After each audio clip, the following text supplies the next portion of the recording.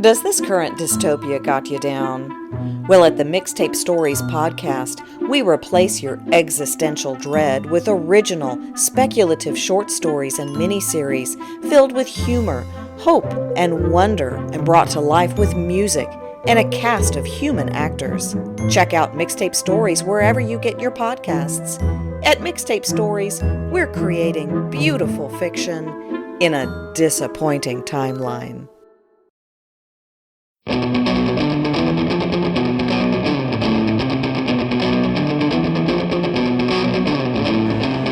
Escape Pod, Episode 1039, The Many Rebirths of Karina Morita, by Tim Pratt.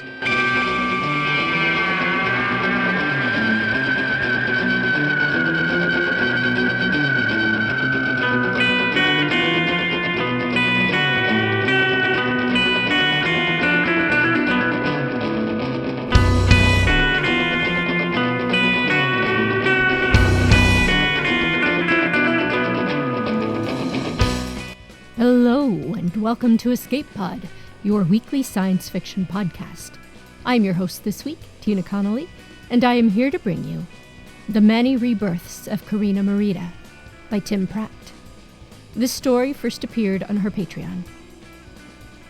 Tim Melody Pratt is a gender-fluid, Hugo Award-winning SF and fantasy author and editor, and has been a finalist for World Fantasy, Philip K. Dick, Sturgeon, Stoker, Mythopoeic, and Nebula Awards, among others. Pratt's short fiction and poetry have appeared in the Best American Short Stories, the Best American Erotica, Uncanny, Asimov's, and Clarkesworld, and she is the author of over 30 novels. Your narrator this week is Isabel J. Kim. Isabel J. Kim is a Korean-American speculative fiction writer based in New York City. She is a Shirley Jackson Award winner, a Hugo, Nebula, and Astounding Award finalist, and her short fiction has been published in Clarkesworld, Lightspeed, and Strange Horizons, among other venues. Her work has been reprinted in the Best American Science Fiction and Fantasy 2023 and 2024, and translated into Chinese and Japanese. When she's not writing, she's either practicing law or co-hosting her internet culture podcast, Wow If True. Both equally noble pursuits. Find her at isabel.kim or isabel.kim on Twitter. Your audio producer this week is Summer Brooks. So get ready to visit the interval, because it's story time.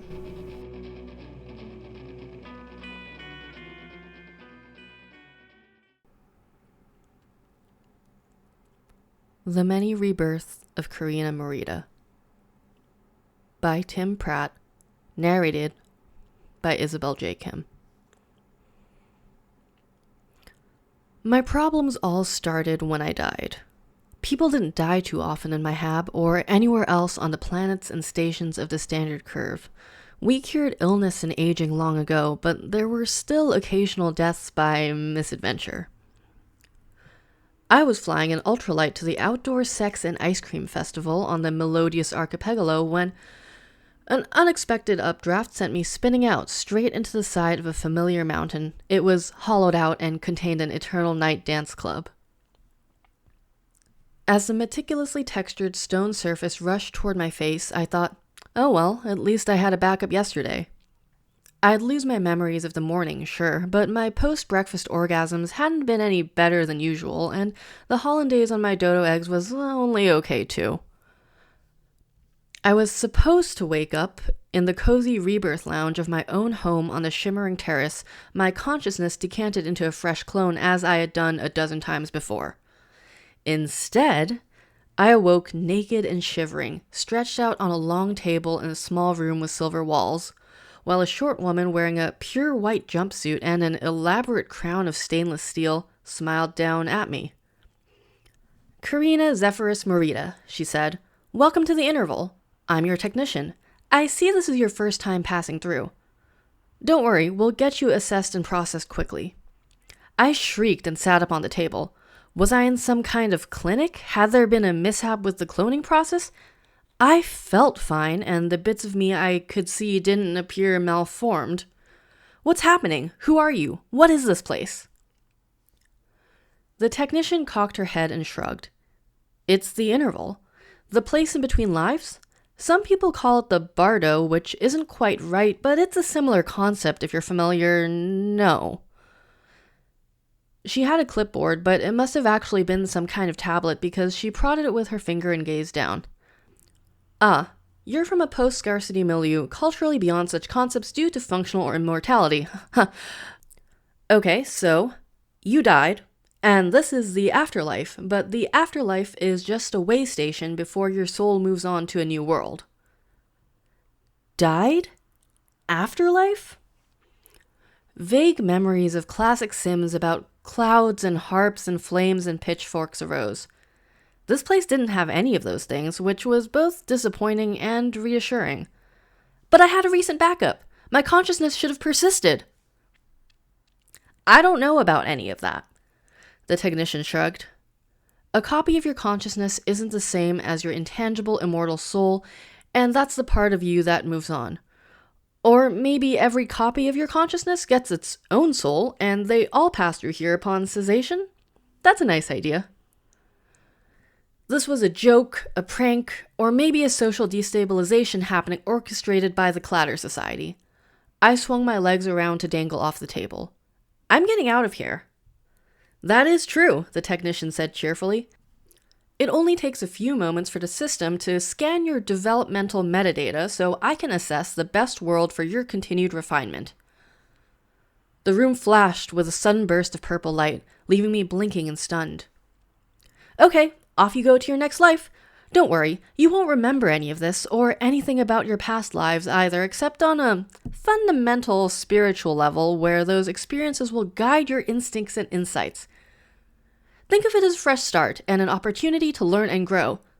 This is, I began, and the next word would likely have been an expletive or a noun modified by an expletive, but the floor dropped out beneath me and I plummeted and found myself sitting in a car in traffic after drop-off at the elementary school, my brain a jagged haze of interlocking and overlapping to-do lists constantly shifting according to a stress-based triage.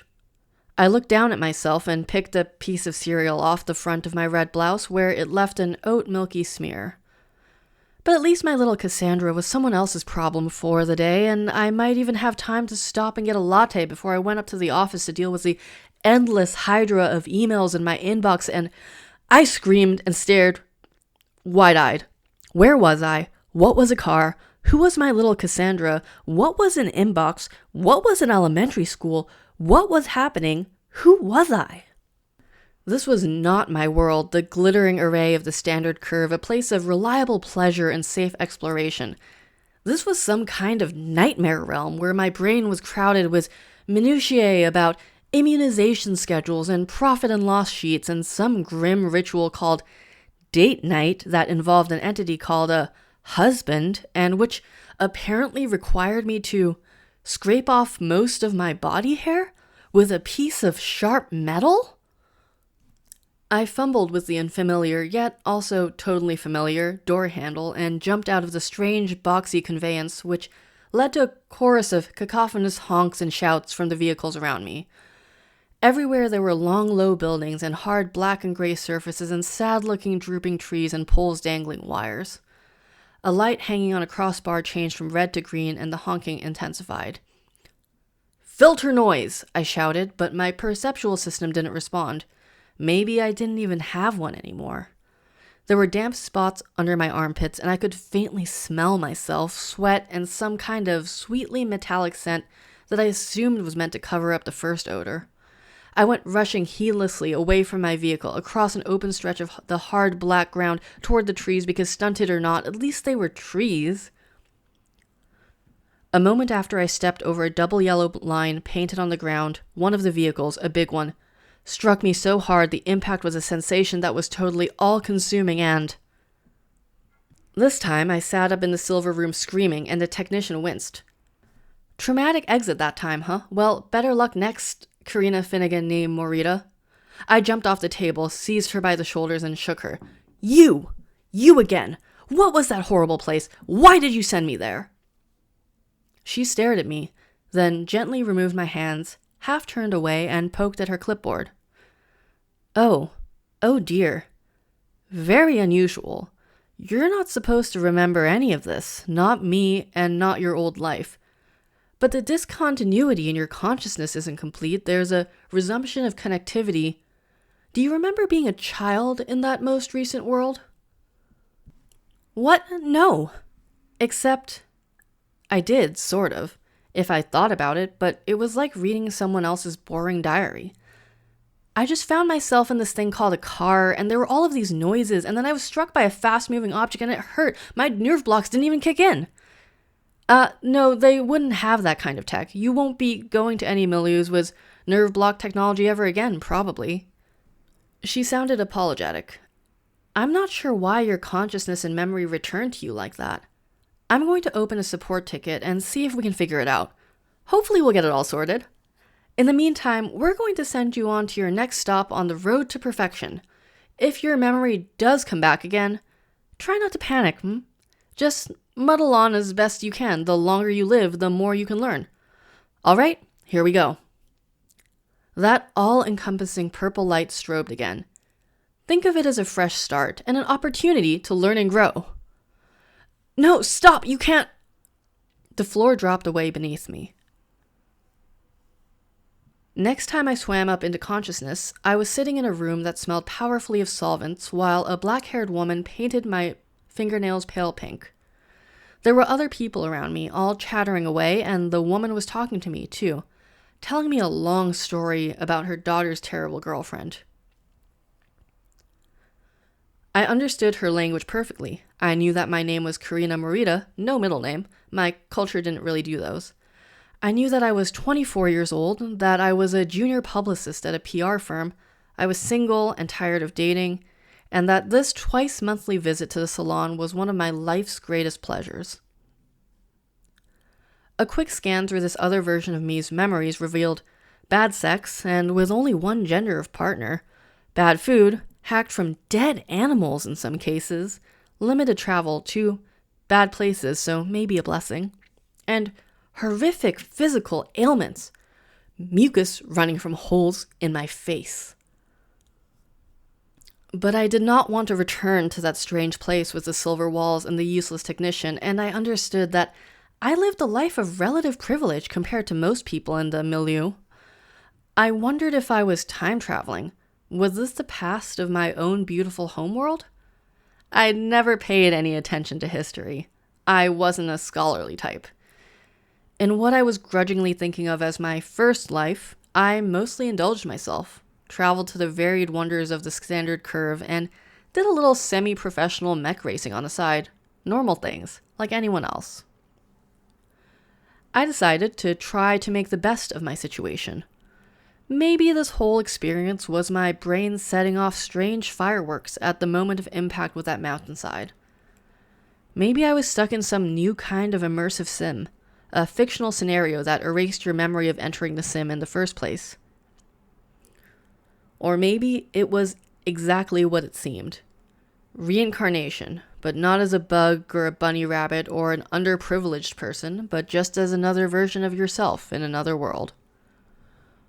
After my nails were done, I followed the promptings of my deeper mind to hand over a little rectangle of plastic and then poked at a screen, payments and things called tips. How bizarre.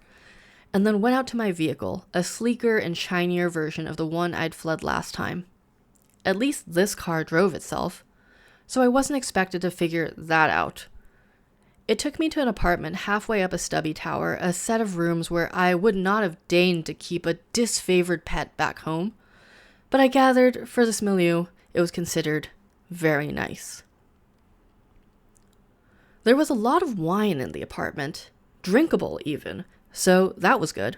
I resolved to stay here and learn the ways of this place and make the best life for myself that I could, and I lasted for 10 days, using something called sick time to avoid the unbearable tedium of my job in publicity, a concept I chose not to think deeply about. Then I was seized by horrible abdominal cramps, agony of a degree I'd never imagined possible, and then I bled from a place you'd never want to bleed.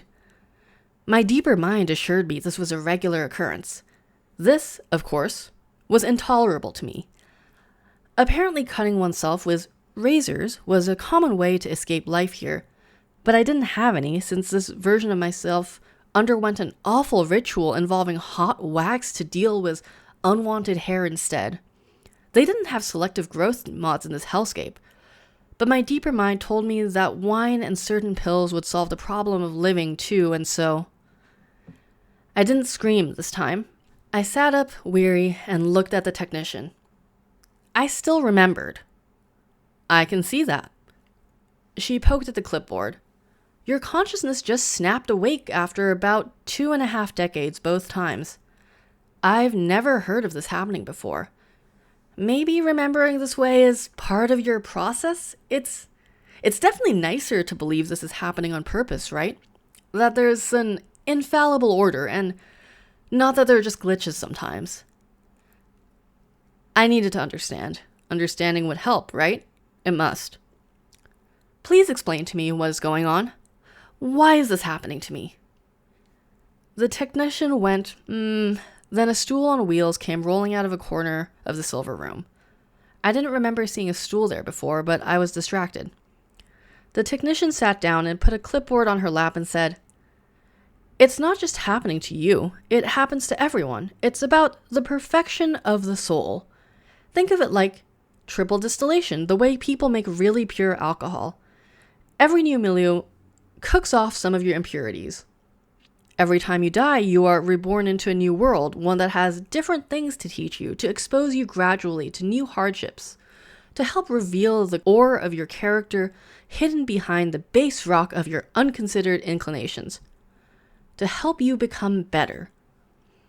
It's an iterative refinement process, and it goes on and on until you're finished, I guess. I put my face in my hands. New hardships? You mean every world I go to is going to get worse?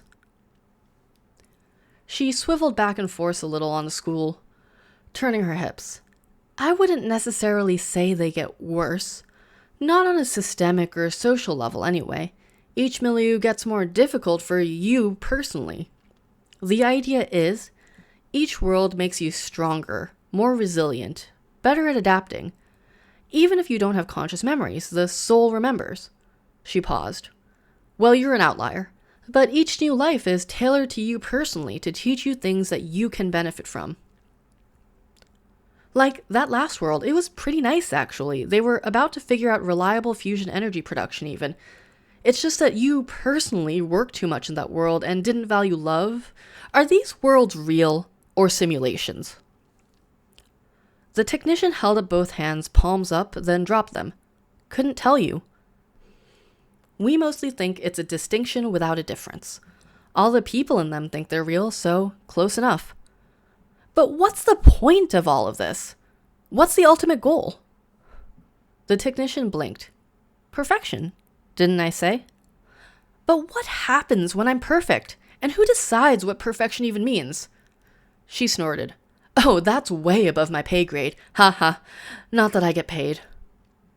I knew what paying was now, at least, so I understood what she meant. If you just work here, who's in charge? That's the most popular topic of conversation in the break room, she said. Some kind of god or gods, that's the most popular opinion. Some say it's aliens. One interesting theory is that there's some best possible version of each of us in the future, and that future person is trying to make sure we achieve the perfection that permits them to exist. That one's a little convoluted for my taste. I lean toward the idea that it's some kind of machine intelligence running an experiment, maybe to decide whether it's worth keeping organic beings around at all. Or it could be that a machine intelligence set up the experiment and then broke down, and the experiment is just still running for no reason. Maybe someday we'll find out. There were implications here. So you're like me. This happened to you too. Dying and waking up and moving on? She nodded. This last time, I woke up here and I was given this job, just running the scanner and choosing the next best world based on the data. Presumably, I'll die here at some point and go elsewhere? But I've never had a coworker die, so maybe this is my perfection. Wow, that's depressing, isn't it? I seized on a thread of hope. If you decide where to send me, you can send me back home. I should even have a body there, my clone. Nice try, she said, and the purple light strobed. Think of it as a fresh start and an opportunity to learn and— Shut up! I screamed into my new reality.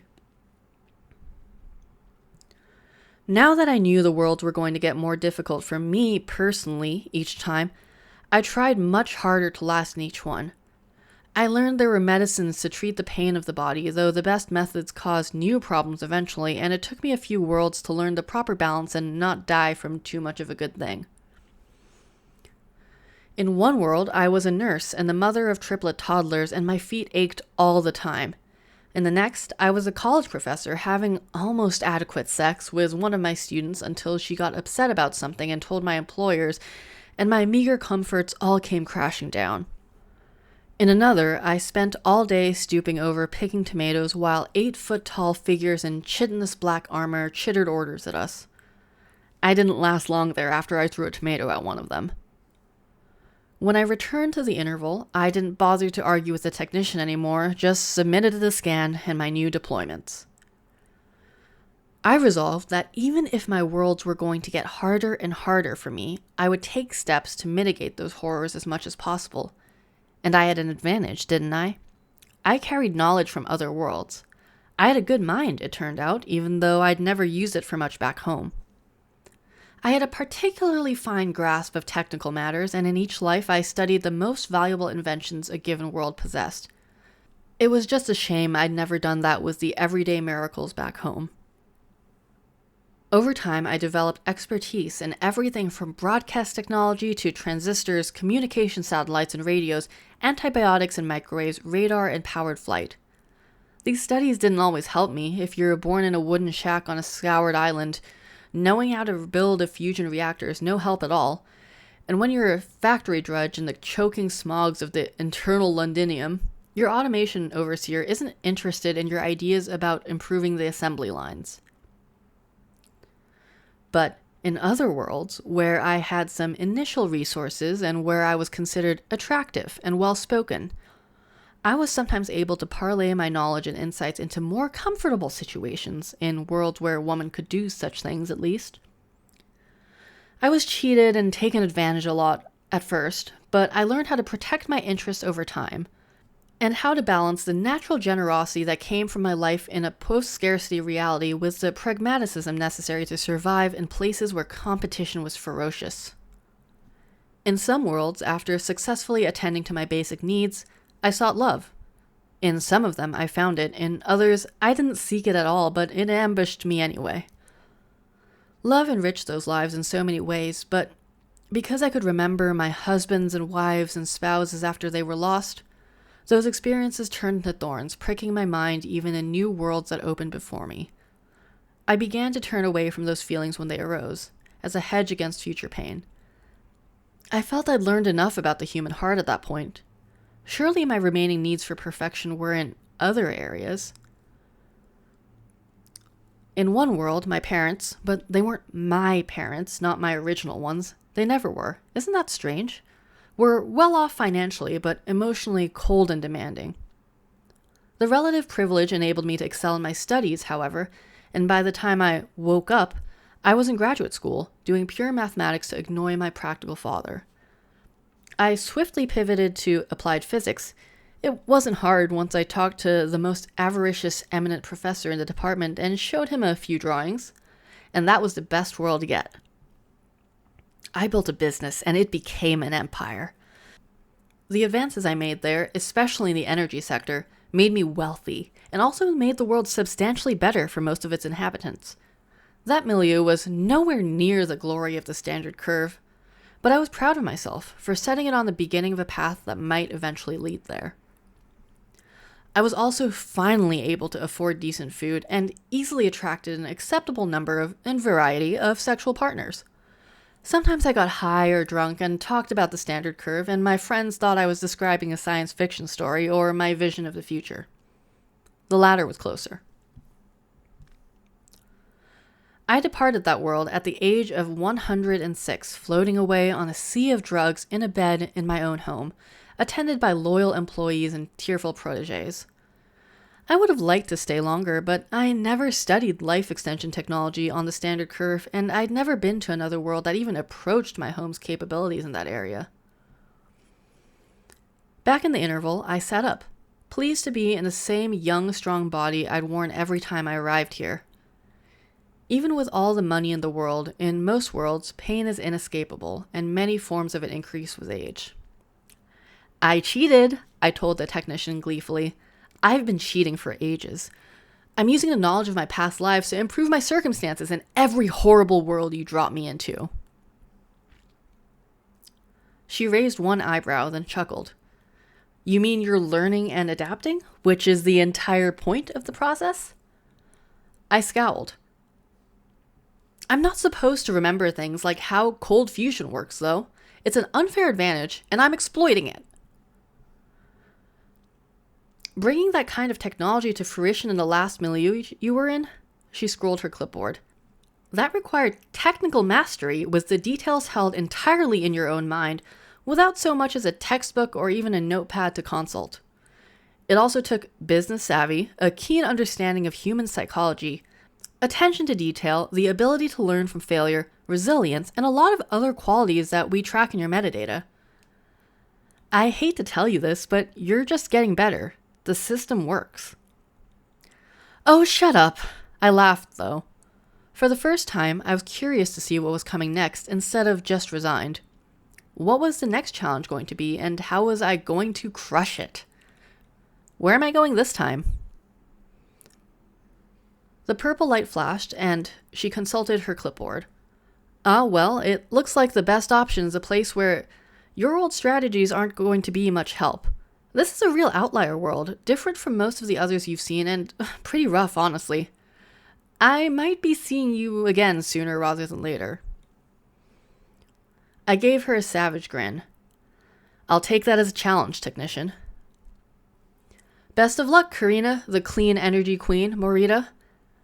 Think of it as a fresh start and an opportunity to excel, I shouted as the floor opened beneath me. I came to on my hands and knees in mud that stank of blood. I lifted my head and saw bodies all around me, some human corpses dressed in fur and leather, and some more bizarre. Scaly humanoids with lizard heads wearing armor made of what looked like glossy beetle shells. I struggled to my feet, noting my own fur and leather garments, and the knives at my belt, and a great hammer at my feet, blunt at one side with a sharp spike on the other. I picked up the hammer, my deeper mind telling me it was my favorite weapon. Everyone around me was dead, and I knew I was the last survivor of a skirmish with the members of some snake cult who'd been transformed by their devotions. My name was Karina the Red. My village was gone. My people had been annihilated, but I still lived, and I wanted revenge. Screw that, I said out loud. I looked around at the mud, the distant mountains, the sun hanging low and shrouded red, and I grinned. Once I had a working steam engine sorted out, I was going to become empress of this place, and after I taught the locals about aspirin and indoor plumbing, there would be statues of me standing tall for 10,000 years. Also, my deeper mind told me that some of the snake cults promised immortality, and that was definitely worth looking into.